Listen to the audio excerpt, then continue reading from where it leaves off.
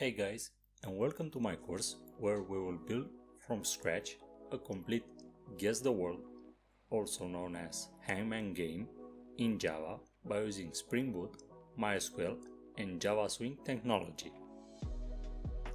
Under the following sections, you will get to interact with various aspects of building this game, such as defining the ecosystem of working with Spring Boot framework, one of the most popular frameworks on the market, and also you will manage to create the app in the modular way, such as each feature is separated in a corresponding package. We will define several components as part of this game, but don't worry, since I will show you exactly on how to make them interact with each other. Last but not least, since it's a hangman simulator, we will need to store somewhere the words. For this, we'll add the data under the MySQL relational database. So, let's get started.